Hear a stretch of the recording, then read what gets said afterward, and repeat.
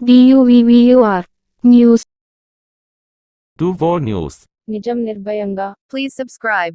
కడప జిల్లా మైదుకూరు ఎమ్మెల్యే పుట్టా సుధాకర్ యాదవ్కు ఘన స్వాగతం పలికిన తెదేపా శ్రేణులు.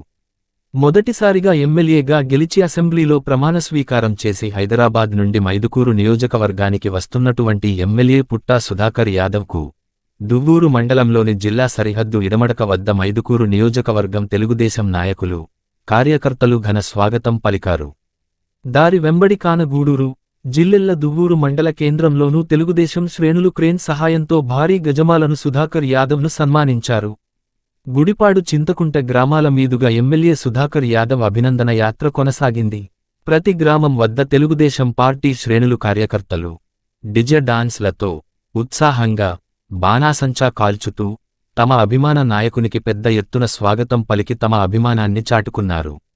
అనంతరం ఎమ్మెల్యే సుధాకర్ యాదవ్ అభినందన యాత్ర మైదుకూరు మండల కేంద్రం నుండి చాపాడు మండలం ప్రొద్దుటూరు సరిహద్దు నాగులపల్లి గ్రామం వరకు ఎమ్మెల్యే సుధాకర్ యాదవ్ అభినందన యాత్ర సాగింది.